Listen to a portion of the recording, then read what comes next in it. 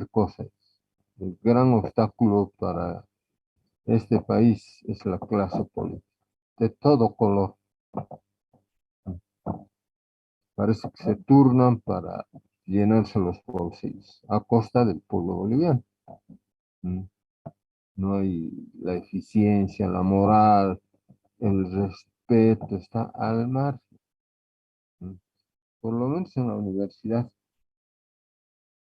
Yo al menos en mis materias hago intento, pensando en que los jóvenes van a ser maduros, van a ejercer su profesión. Muy importante la moral, el respeto, la disciplina, las ganas, ¿no? Lo otro hay que dejarlo ahí en la calle. Yo siempre les digo a los jóvenes, les decía, antes del coronavirus, los que vienen del alto, de la ciudad, de las zonas muy alejadas, imaginariamente hay un colgador en la puerta de entrada en la avenida Montes. Ahí cuélguenlo todos sus prejuicios, son jóvenes, eso hay que ir superando. De no estudiar, el mal carácter, todo, todos los prejuicios que tiene el ser humano y entren con ganas.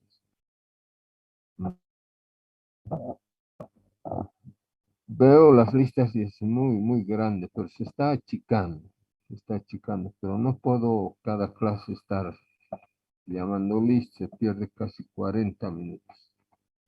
Estos días estoy con un proyecto, tengo que acabar a las 10, 10 y cuarto, tengo que ausentarme ahí a una opción. Bueno, dijimos entonces que un modelo abierto debe ser el rasgo de una economía que lo denominamos de mercado. Lo otro es pérdida de tiempo, así de claro quiero ser. Ahora, pérdida de tiempo para el país, porque los que se encaprichan, como el caso de Venezuela, Cuba, Nicaragua y en cierta parte, es para sus cosas. ¿Mm? No encuentro yo un ápice de patriotismo. Tanta falta hacen, no deberían de eliminar del pensum la materia de sociología, para que ustedes vayan en parte sociológica, ¿no? Mm. Y simplemente apuntan a que sean buenos planilleros, nada más. Pero al menos los docentes que damos las materias de economía, mm, micro, macro, no sé cómo será en método, hacemos lo posible para que ese ingrediente que es muy importante comprender la realidad boliviana es uno de nuestros propósitos. ¿Mm? Por más cruda que sea la realidad, hay que comprender. Estamos muy rezagados económicamente, en posiciones muy críticas en los indicadores en las Naciones Unidas, pero en vez de ponernos a llorar, lo que debemos hacer es trabajar. La única solución es el trabajo, el estudio, el trabajo.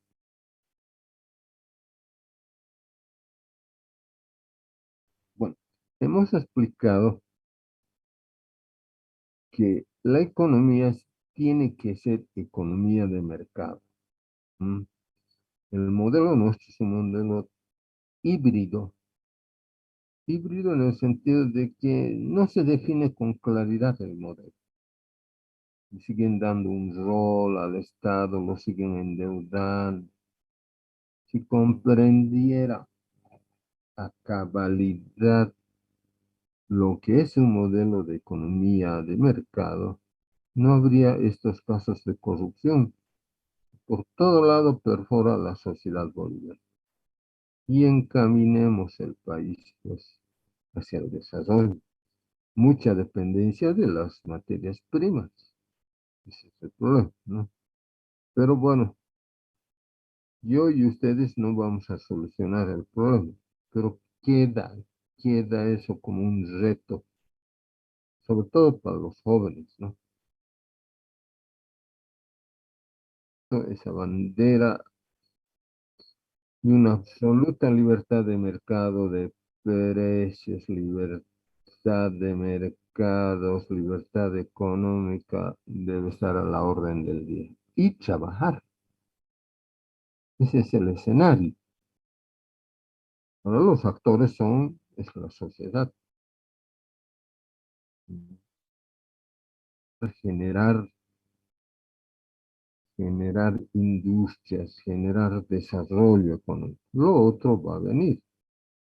A medida en que la siembra sea muy potencial, por supuesto que los resultados van a venir, ¿no?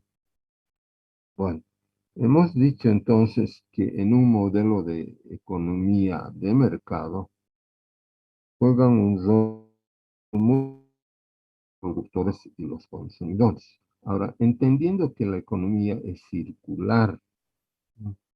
Pero que se presentan, hay veces, en algunos niveles del circuito de la producción, muchas falencias o se presentan factores externos, es decir, factores exógenos.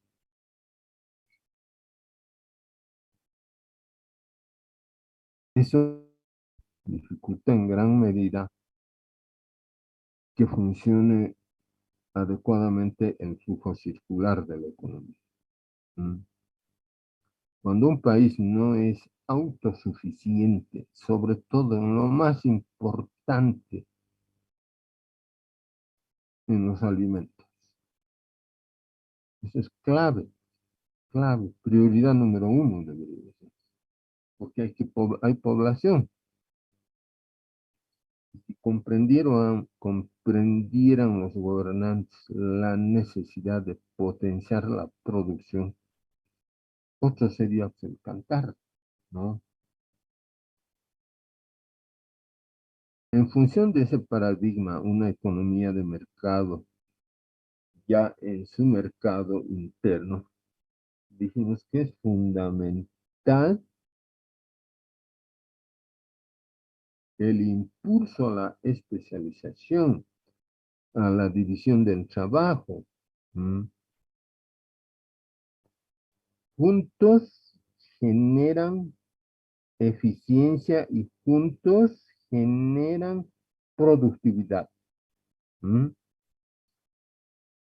Por tanto, en la medida en que la economía va desarrollándose, es muy importante aplicar, bueno, nosotros seguimos con eso, pero las economías mundiales en el siglo XVIII, las más desarrolladas,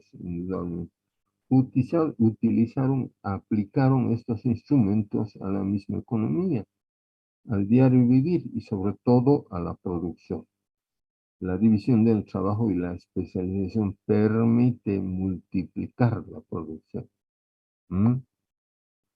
Hemos señalado que la especialización implica interdependencia, tanto para productores como para consumidores, ¿no? La cadena de suministros tiene que ser eficiente, ¿no? Pero para eso tiene que haber las condiciones en que los factores de la producción hagan también su trabajo, ¿no? Cuando hay una falla del mercado, cuando hay una ruptura de la cadena de distribución, las cosas pueden interferir. ¿Mm? Siempre yo procuro darles ejemplos para salir de la abstracción y acercarnos a la realidad, ¿no? Ahora, no se trata tampoco de aplicar un dogma como la especialización. Esa es una tarea, debería de ser una tarea rutinaria, ¿no? Entendiendo pues, que algunos productores o muchos productores, si unimos la cadena de los alimentos, no solamente producen para su consumo, lo producen para el mercado. Entonces, por eso la eficiencia de la normatividad por parte de las autoridades respectivas desde un punto de vista técnico debe ser capaz de fortalecerse. ¿Sí? La producción está destinada al consumo.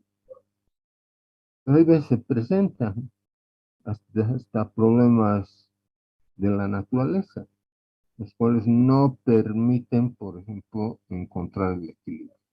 O problemas subyacentes producto de determinadas acciones que se dan en la economía mundial. Es reiterado, no podemos sustraernos de esta economía mundial con sus idas y venidas. Hay veces nos favorecen o nos desfavorecen. Esa simple señal, lo que yo decía semanas atrás, ¿no? Una gente dudaba, tiene derecho a dudar, pero ahí está la realidad. La cadena de producción de maíz está cortada. Clave, no clave para las aves de corral. Ya hay escasez de maíz amarillo en las zonas agrícolas de Santa Cruz. En Tarija es lacerante. Prueba de ello es que, al menos en Santa Cruz, la zona donde se produce, ya ha subido la carne de res, está subiendo la carne de pollo. Ya el efecto multiplicador se va dando. ¿M? Yo les había dicho, semanas atrás no encontramos un modelo de contención desde el punto de vista macroeconómico, ¿no? Siempre esperan que se desate la crisis para ver qué se puede hacer.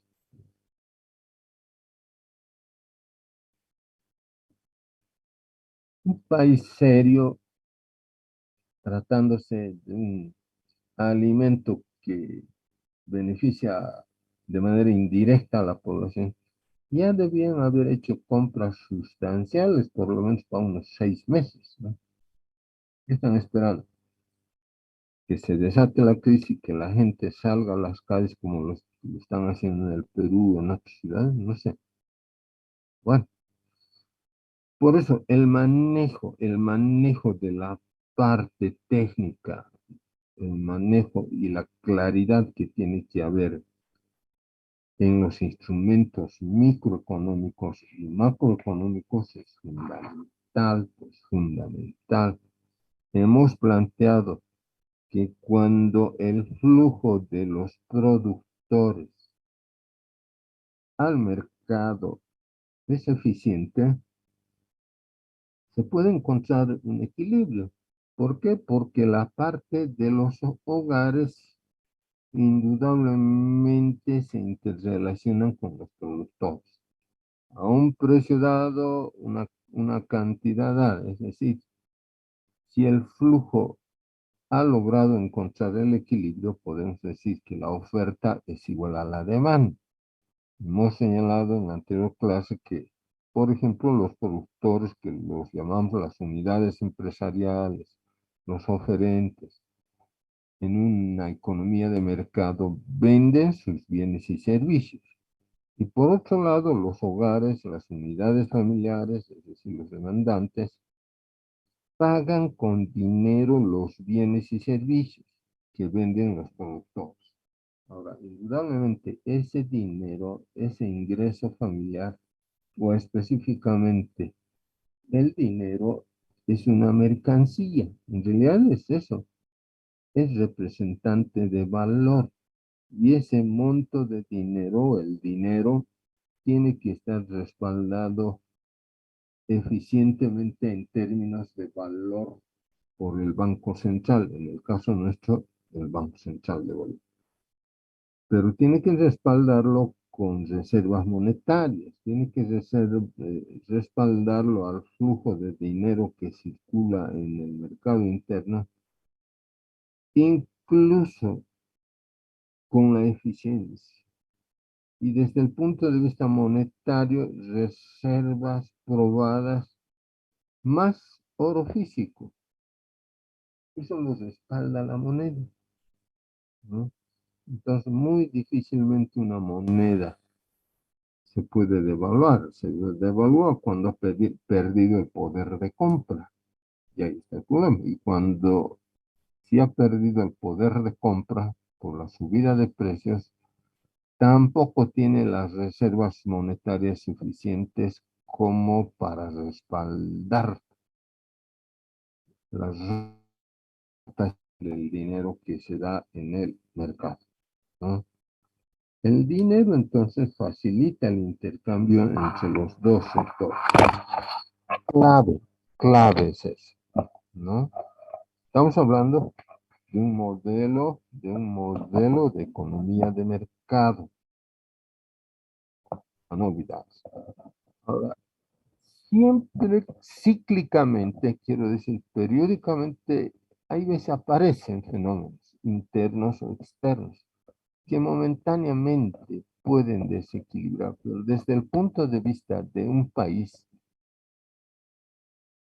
lo primero que siempre, ante múltiples necesidades, terrible, siempre hay que darle coherencia al análisis económico, es decir, a la política económica expresada en un acierto de la microeconomía, en lo posible, ¿ah? Y una correlación de la macroeconomía.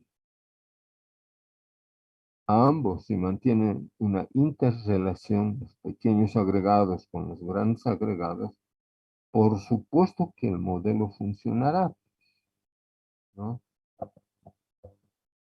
Pero eso no se consigue de un día para otro. El trabajo es constante cuando queremos darle fortaleza a la economía de un país. No con simples medidas, sino trabajo, trabajo, trabajo. Hay desajustes, hay que saber salir de los desajustes. Y bueno, porque finalmente la economía apunta al bienestar material de la población.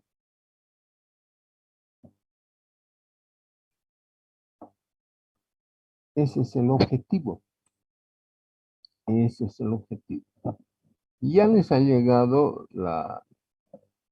eh, el material que ya nos está acercando ya específicamente al equilibrio de mercado. Hemos dicho demanda y oferta. La demanda y oferta está condicionado ¿a qué? Al equilibrio del mercado, que es lo ideal. Si marcha la economía de mercado, marcha el mercado interno, por supuesto que tiene que haber una correlación entre los niveles de demanda y los niveles de oferta. Ese equilibrio de mercado lo alcanzan los productores y los consumidores dentro del mercado, entendiendo que él o los productores operan, producen, transforman bienes para que llegue a la población. ¿Y quién monitorea? Obviamente, pues son las autoridades económicas, ¿no? Tiene que ir monitoreando que no haya sobresaltos. Por supuesto que el consumidor, nosotros los consumidores, es decir, los demandantes de bienes y servicios, tendremos que tener la seguridad y la garantía de que el nivel de ingresos del consumidor es y tiene la suficiente capacidad de compra cuando va al mercado. Cuando decimos entonces demanda y oferta, el equilibrio de mercado, nos estamos refiriendo a un modelo, de funcionamiento. en el marco, indudablemente, en el marco de una economía de mercado. El modelo de demanda y oferta se constituye, lo que yo he dicho, en la piedra angular del análisis microeconómico.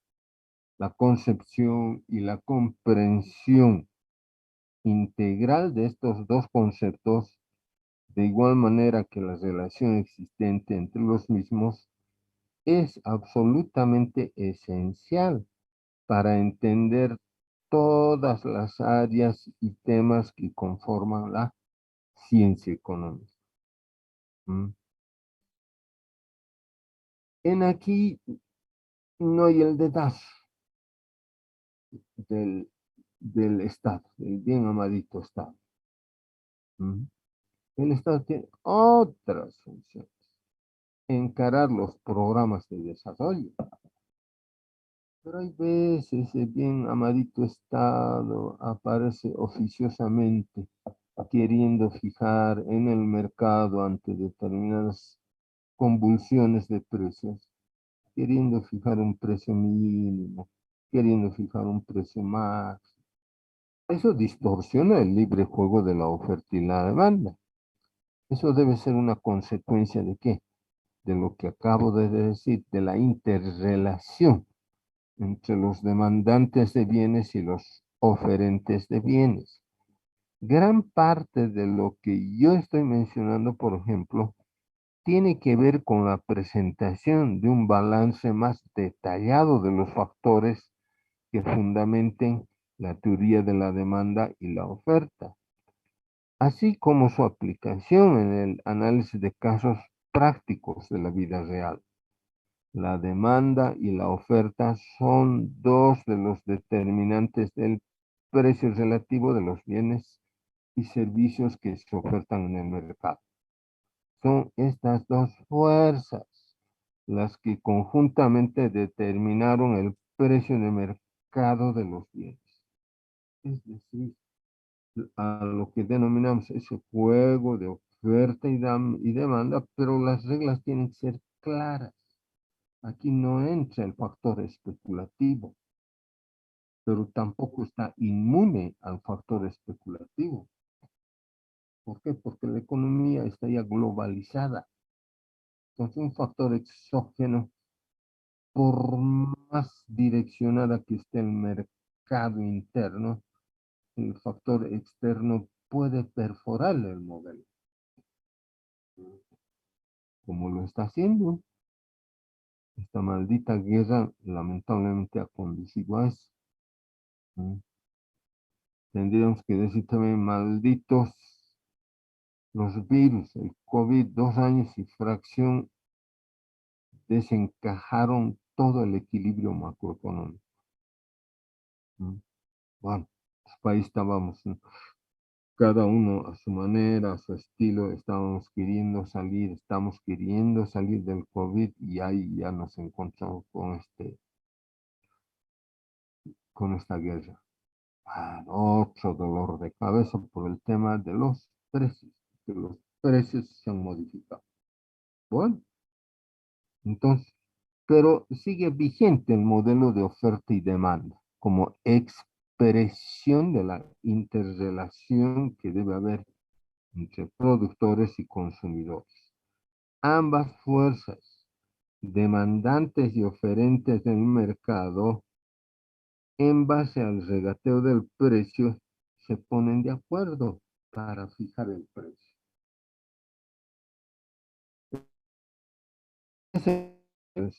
Les había mandado algunas interrogantes. Los que han hecho conciencia saben, ¿m?, que esa interrelación entre productores y consumidores depende de puede depender de qué, de la fuerza que tenga el mercado. Pero hay veces dentro del mercado, cuando las actitudes de las empresas, de los oferentes en algunas líneas de producción, por su mismo desarrollo, porque finalmente se han desarrollado en el mercado, aparecen las estructuras monopólicas, duopólicas, oligopólicas, que por su poder, por su influencia en el mercado, pueden distorsionar los precios. Por eso el sistema debe ser impecable, ¿no? Saber el rol del monopolista, del duopolista o el mismo oligopolista. Nosotros los consumidores dentro del mercado, cuando funciona el modelo de oferta y demanda, por eso es que yo digo, los consumidores tienen libertad para decidir lo que desean comprar, entendiendo que el mercado está para eso, para cubrir esa demanda, ¿no? Hay veces cuando hay falta de producción, es decir, los productores no proveen las cantidades necesarias, a veces aparece la falla del mercado, expresado en qué? En la excesiva demanda. Cuando hay excesiva demanda son por los factores, ¿no? Por los factores de la economía y del mismo mercado. ¿Mm? Entonces, la labor y el funcionamiento integral de los productores y consumidores debe, debe ser lo más eficiente posible. Por otro lado, los productores, los que proveen bienes y servicios, son libres de decidir qué vender a fin de elevar al máximo sus ganancias. El mercado, los consumidores, es decir, los demandantes y los productores oferentes, interactúan los dos con el fin de determinar tanto el precio de mercado de un bien como la cantidad que debe ser producida e intercambiada. O sea, el precio es el resultado del libre juego de la oferta y la demanda. Acá no tiene que haber una presión sobre la oferta, no tiene que haber una presión sobre la demanda. La presión puede ser por una baja productividad, digamos, o por la subida de los insumos que determinados productos arrastran, o de pronto los precios de algunos insumos de importación han sufrido un fuerte deterioro hacia arriba. El equilibrio, el mercado se desequilibra, ¿no? Pero iremos por sectores económicos. Entonces, cuando hablamos de la demanda, nos referimos a nosotros, los consumidores de bienes y servicios. La demanda está representado en el mercado por los consumidores de bienes y servicios, quienes concurrimos libremente al mercado a adquirir bienes y servicios, considerando el comportamiento de los precios y el tiempo. Ese es el termómetro.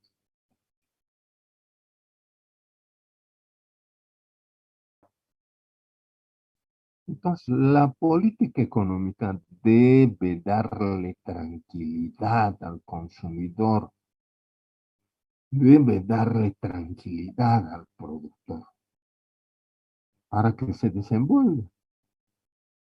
Cuando yo digo debe darle tranquilidad al consumidor, eso implica que la política monetaria esté diseñada sin sobresalto. Eso quiere decir que el ingreso disponible que obtiene el jefe de hogar o una persona X sea en el poder de compra, considerando que somos un país en vías de desarrollo también, ¿no?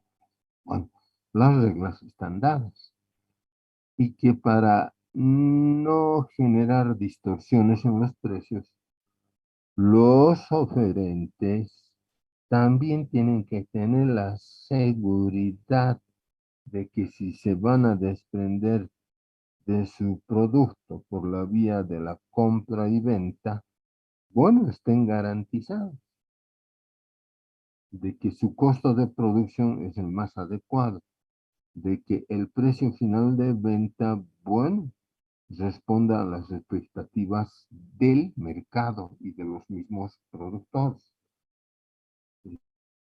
Un poco más, un productor le fija un precio a su producto o a sus productos. Sabe perfectamente que hay un costo de producción y que tiene que tener un margen de ganancia. Bueno, bajo esa premisa es que va al mercado, sabe hasta dónde puede bajar el precio, sabe que si sigue bajando el precio, entra en déficit, no puede ceder porque hay de por medio está toda su estructura de costos. ¿Mm? No, cuando yo digo no puede ceder, si cede ahí está el problema. El productor está vendiendo por debajo del costo de producción. Estamos yendo por la parte normal de un mercado, ¿no? A ambos, ¿qué nos une? A los productores y a los consumidores, ¿qué nos une? El precio. Porque finalmente, en el regateo de precios nos ponemos de acuerdo, tanto oferentes como demandantes de bien, es decir, productores y consumidores de bienes y servicios. ¿Mm? Entonces, puede haber una demanda individual de un consumidor aislado, digamos, o no tan aislado. Hay veces la misma familia tiene un comportamiento en torno al consumo de determinados bienes, presionado indudablemente por la variable precio, ¿no? Entonces, estamos viendo desde el punto de vista normal que toda oferta crea su demanda en función de la producción y en función del comportamiento de los precios. Puede haber una demanda de mercado, como también puede haber una demanda individual de cada ciudadano cuando hablamos de la demanda de mercado, nos referimos a un conjunto de familias que coinciden, todos coincidimos. Yo no creo que haya alguien que no consuma alimentos. No consume alimentos, seguro está complotando contra su existencia como ser biológico. Que hay bienes que nosotros lo llamamos de la canasta familiar o del grupo alimentación, todos concentran su ingreso en este grupo, en el grupo de los alimentos. Y obviamente que tiene su precio. Otra parte del ingreso puede estar destinado al grupo educación, si hay hijos, si hay niños. Otro porcentaje del ingreso puede estar destinado a la vivienda. Bueno, todos estos elementos que yo estoy mencionando están dentro de lo que se denomina el índice de precios al consumidor, parte de la canasta familiar, ¿no?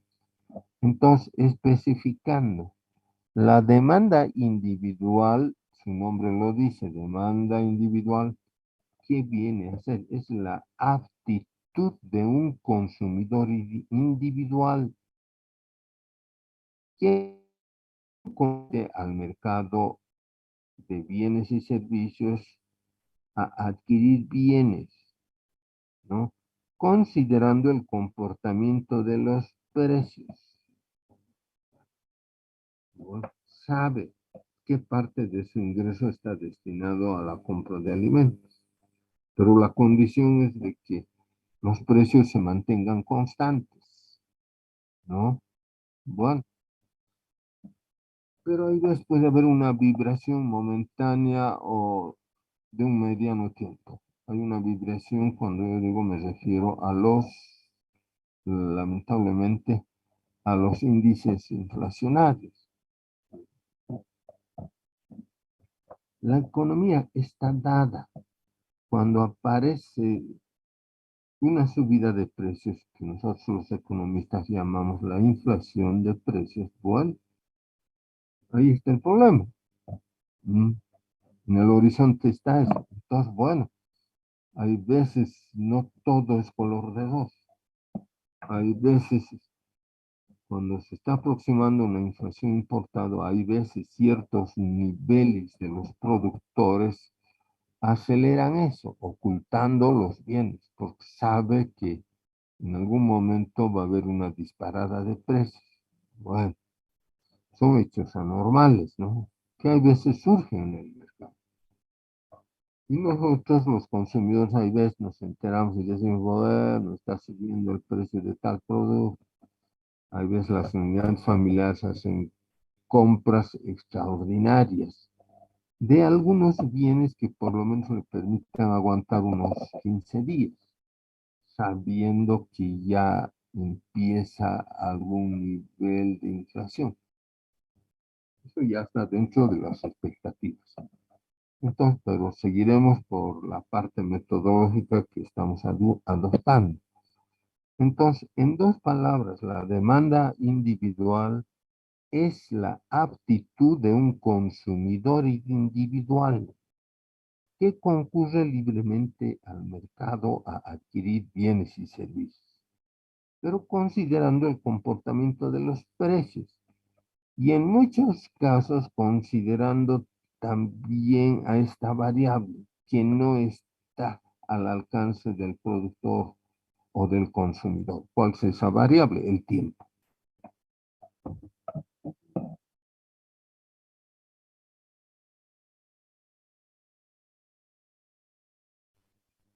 Hay determinados bienes en el mercado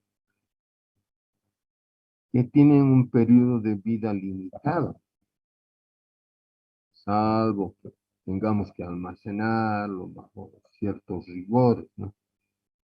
La compra es en el día, suponiendo que el consumo también es en el día, o a más tardar el consumo puede extenderse a 2 o 3 días. Bueno, es así.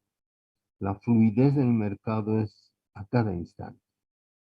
El demandante individual con su ingreso sabe qué va a comprar, sabe su nivel, sabe su función de producción, es decir, sabe qué bienes va a consumir, qué bienes no va a consumir, sabe de las limitaciones del ingreso. Bueno,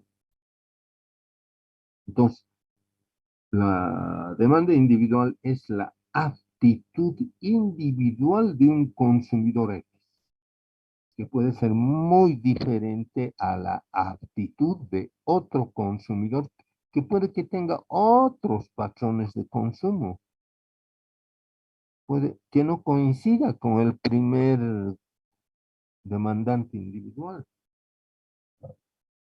Hasta en un hogar hay parte de la familia que no todos pueden tomar café, que no todos toman té. Bueno, la mamá les pone ahí té o café, el miembro de la familia ya toma su decisión, sabe que va a tomar en el desayuno. Por eso, por eso se dice demanda individual. Alguien o uno son parte de una familia, se preocupan de cubrir una necesidad individual de alimento en sus horarios respectivos. O al despertarse, a alguien tiene una alta propensión a consumir café. Otro miembro de la misma familia dice, no, té. Yo voy a tomar té porque el café me hace daño. Son niveles de expectativa. Pero en lo concreto, cuando hablamos de la demanda individual, nos referimos a un consumidor individual en el mercado. Pero no es el único que va al mercado, porque hay población y cada jefe de hogar o la mamá tiene en su percepción qué debe comprar y qué no debe comprar. Mucho hace la disciplina. disciplina hay veces en el consumo. Pero bueno, hay una población multipolar y no todos coincidimos en determinados patrones de consumo, ¿no? Bueno, por eso es que también decimos demanda de mercado. La demanda de mercado es la sumatoria de las demandas individuales que se presentaron o que se presentan y que consumen o van al mercado con la finalidad de adquirir bienes y servicios. ¿Mm? Pero cada, cada demandante, cada consumidor tiene su propia función de producción, su propia función de consumo. A alguien, algún jefe de familia, la mamá o papá tiene distintas formas de ver, pero todos actúan en función del comportamiento del precio y la capacidad que tiene el ingreso. Bueno, ¿no? Puede haber variación de un consumidor individual o de una familia X con relación a otra familia, pero todos nos movemos en función de qué, de la variable precio. Entonces, la cantidad de un bien a ser adquirido es condicionado al comportamiento del precio. Si alguien tiene alguna duda hasta esta parte, no creo que si todo está claro, continuamos.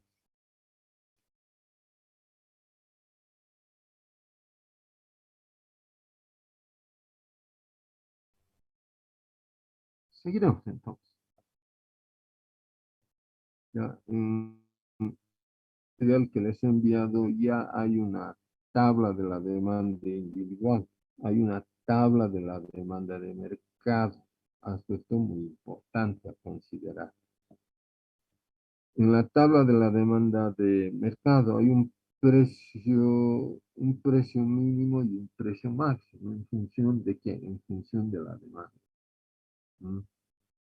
Nosotros los consumidores nos movemos, al menos la gran parte de la población.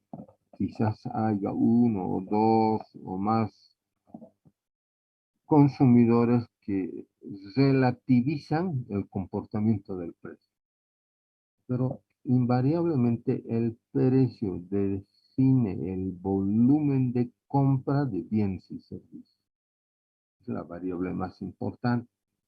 Hemos señalado que la política económica debe apuntar siempre a que se genere un equilibrio.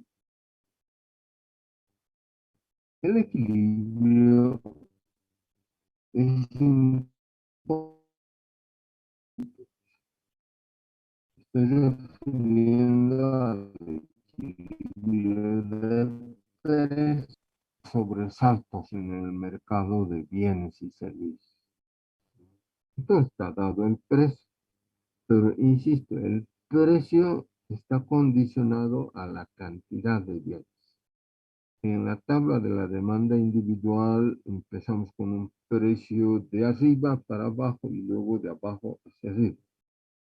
A un precio de 10, un consumidor individual solamente comprará 6 unidades. Bueno, si el precio de 10 baja a 8, ese consumidor individual incrementará en 2 unidades la demanda que va a exigir. O sea, baja el precio y sube la cantidad demandada. Es decir, me apresuro en señalarles, eso tienen que tenerlo claro, que hay una relación inversa entre el precio y la cantidad.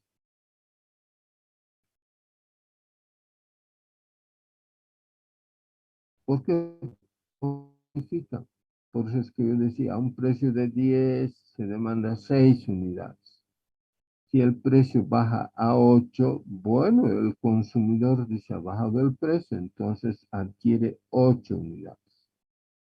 Si el precio baja a 6, el consumidor de un buen precio muy accesible incrementa el volumen de compra. Baja a 6 y demanda 10 unidades. Si el precio tiene a 4, entonces el consumidor se está acercando al equilibrio en el consumo. Pero bueno, baja a 4 y él va a comprar 12 unidades. Si el precio baja a 2, va a comprar 14 unidades. ¿Verdad? Entonces, ¿cómo respondemos los consumidores? ¿Cómo respondemos? Cuando hay una relación inversa entre precio y cantidad. Ahora, veamos lo otro. Si arrancamos en el mercado de bienes y servicios al día siguiente, vemos que el precio de un bien está en 2 bolivianos, estamos suponiendo. Buena noticia para el consumidor. Ante ese precio de 2, el consumidor va a demandar 14 unidades. Pero conforme van pasando las horas del día o los siguientes días, el precio ya no es 2, el precio ha subido a 4. Entonces, ¿qué hace el consumidor? Bueno, empieza a disminuir la compra. Todavía es accesible. 4 es el precio. Entonces va a disminuir su nivel de compra. Solamente va a adquirir 12 unidades. Cuando el precio sigue subiendo de 4 a 6, el consumidor, ojalá estemos en la mes de mayo en la Montes, en el aula, ahí yo lo voy a empezar a graficar para ver esta tendencia.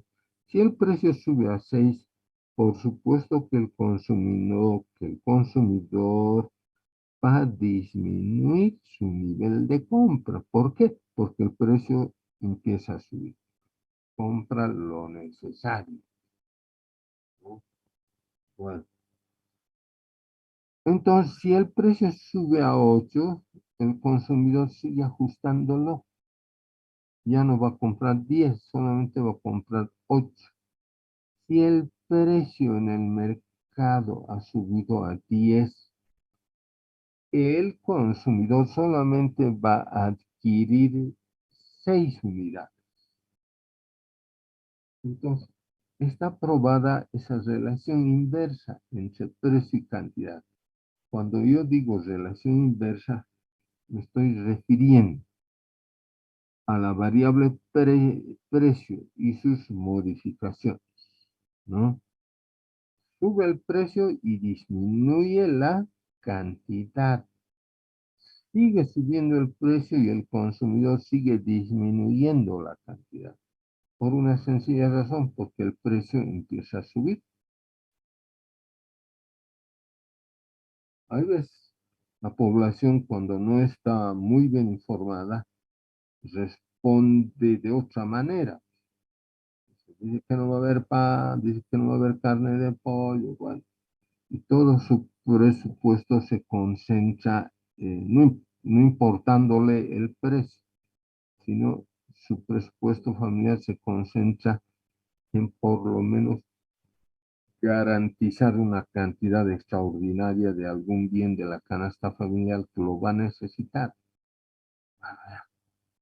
Eso incluso impulsa a que haya una presión de la demanda sobre el precio.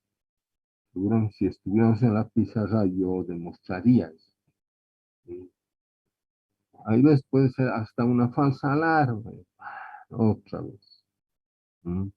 Pero bueno, es que así responde el mercado. ¿Mm? Entonces, para evitar estos sobresaltos hacia arriba y hacia abajo de la variable más importante del precio, ¿qué tendría que darse? Ahora sí, cualquiera de ustedes tiene la palabra. A ver, William Israel. Perdón, licenciado, ¿cuál era la pregunta? Yo les digo, en términos normales funciona el mercado, oferta y demanda, o es igual a demanda. en términos normales. Pero hay veces cuando hay sobresaltos de precios. No estoy queriendo alarmarlos con lo que he comentado y esta mañana he escuchado que desde Santa Cruz un corresponsal de una radio decía que está subiendo el precio del maíz, ya no hay pollo. Yo sabía que en Tarija ya bajó la producción de pollo porque no hay los insumos. Entonces se está concentrando, ¿no? Está concentrando la mirada de los consumidores en el precio de la carne de pollo. Ojalá no llegue a un sector.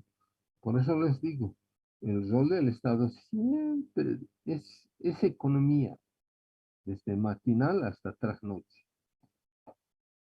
Pero si están en otras cosas, esperan que se desborde el mercado y cosa que ya es más difícil. Por eso, cuando hay estas señales, cuando el factor no es interno, cuando el factor es externo, la experiencia dice que, bueno, hay que estocar, como está, como muchos países están haciendo compras extraordinarias. ¿Mm? Porque ellos consideran que de pronto puede haber una escalada y tener su efecto multiplicador. Entonces, mi pregunta concreta a William Israel le digo, es que lo normal es que haya equilibrio en el mercado, pero cuando hay factores externos se desequilibra el mercado y se concentra en el precio, o sea, la demanda se concentra en el precio de un determinado bien. Entonces, cuando hay exceso de demanda, ¿qué pasa con el precio, joven?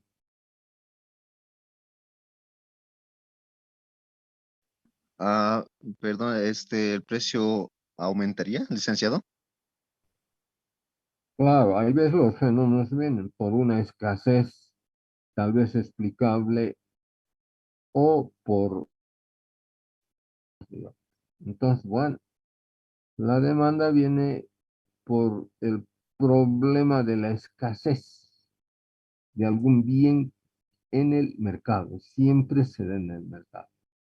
Entonces, cuando hay sobredemanda, quiere decir que está por encima del punto de equilibrio.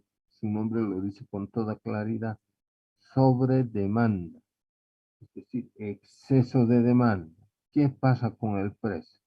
Que era un precio equilibrado, pero de pronto ha surgido un fenómeno. Estamos suponiendo, no estamos especulando. Entonces, cuando hay una sobredemanda en la compra de un bien, ¿qué pasa con el precio? ¿Y por qué sube el precio?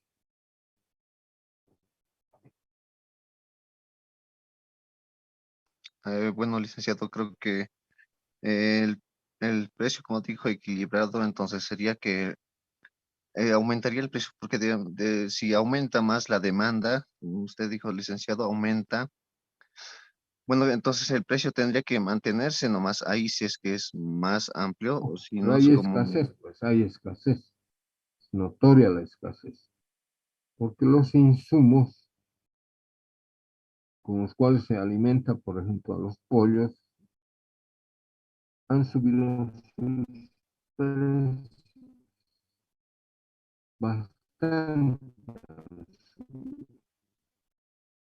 Y el productor que hace no compra la demanda va a quedar satisfecha, pero hay presión de demanda. ¿Mm? Hay presión de demanda. Es como una niña o un niño, digamos. El papá le ha regalado un buen chocolate, digamos, ¿no?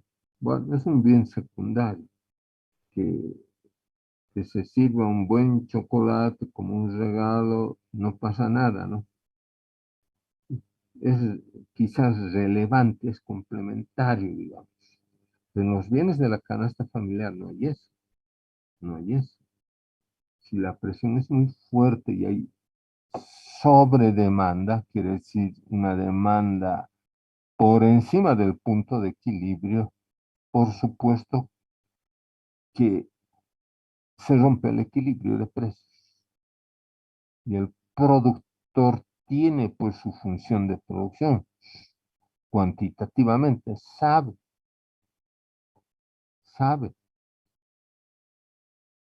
sabe que no dispone de muchos pollos si hablamos de eso. Ah, agobiado por la subida de precio y agobiado también en que si sube el precio, en qué porcentaje de ese precio, qué porcentaje es de su ganancia. Y ahí ves lo induce, dice ahora o nunca. Y no es una subida de precios normal, hay veces puede ser una subida de precios anormal. Una simple señal del mercado en ciudades grandes conducen a eso, a que haya sobredemanda. Y por supuesto, se desequilibra, se desequilibra el precio de equilibrio. Si estuviera en el mercado, en la pizarra trazaría dos curvas de demanda. Y ahí demostraría en una curva lo primero. Y en la segunda curva demostraría cómo sube el precio por un factor externo. Por eso les digo, no es que el Estado esté cruzado de brazos, no debe intervenir, ¿no? No debe fijar precios máximos o mínimos cuando hay problemas. Lo que tiene que hacer es garantizar la producción, o sea, al trasfondo del problema microeconómico o económico que se presenta.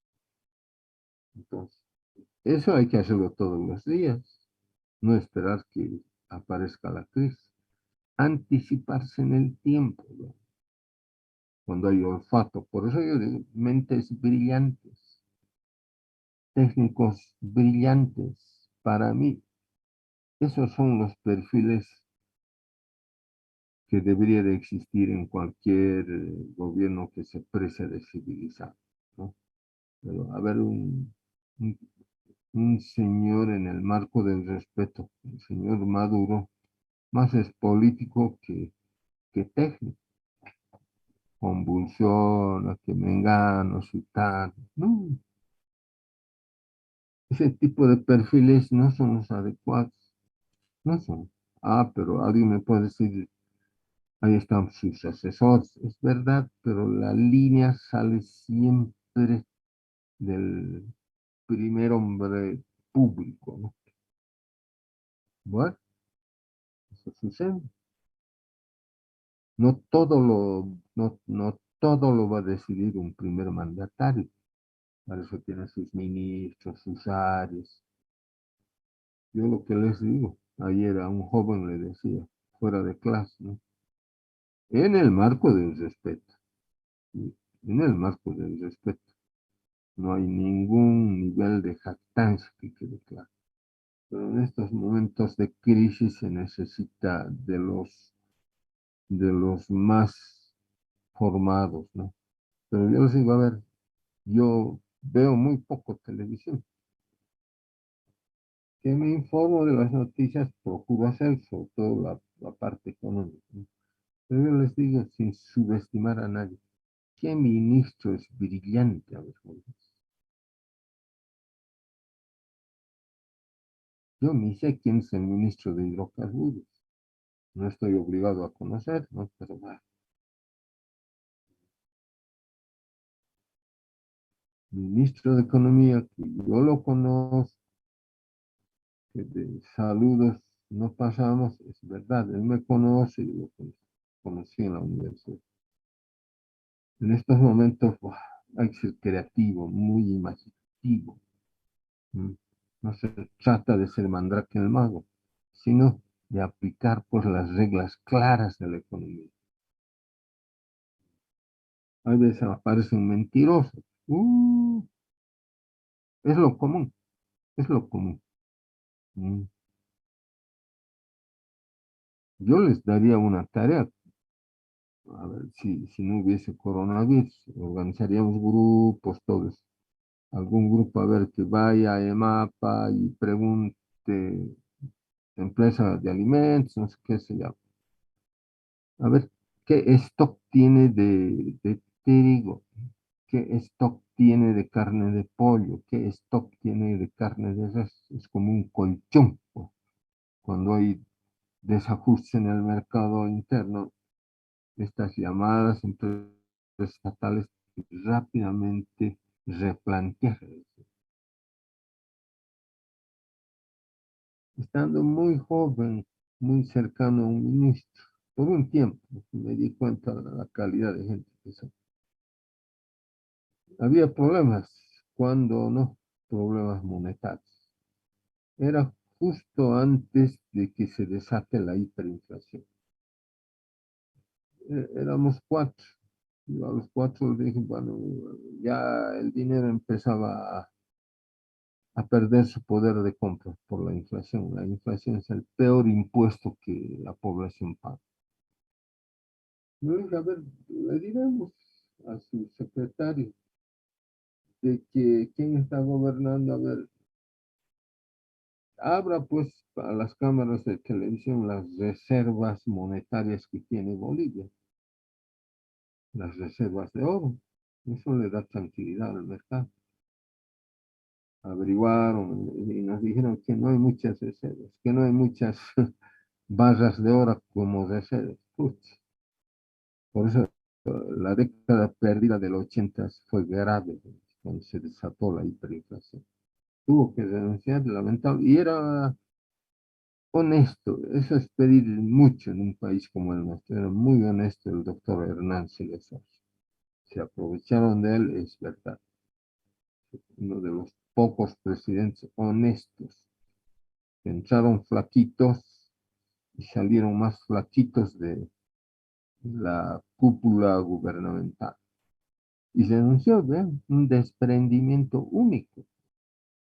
Él se dio cuenta de que se iba a recurrir al ajuste estructural, revertir el déficit fiscal. Y él dijo, no, prefiero irme a mi casa que otro lo haga, por sus efectos sociales, ¿no? Es así, jóvenes, ¿no? Por eso hay que ver el mercado, ver, yo siempre les he dicho, ¿no? No tenemos seguridad alimentaria. Es tener seguridad alimentaria, que quiere decir que seamos autosuficientes y que tengamos una producción excedentaria, por ejemplo, para toda la gestión 2023. Se vienen en ese rubro organismos serios, internacionales, que, que va a ser difícil frenar la escasez de alimentos, por lo menos 2 años. Han hecho sus proyecciones. Ojalá se equivoquen. O sea, que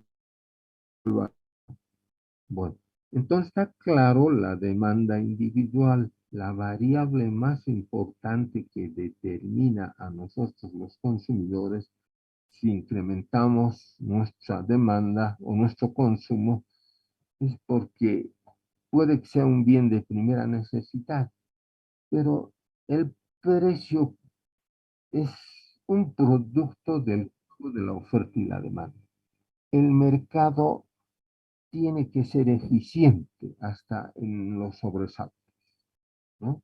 Bueno, aquí la pararemos. La próxima semana ya profundizamos la demanda de mercado, cómo responden los diferentes demandantes de bienes ante los precios. Bueno, gracias. Hasta luego. Hasta la siguiente semana. Hasta luego, licenciado. Hasta luego, licenciado. Luego. Hasta luego, licenciado.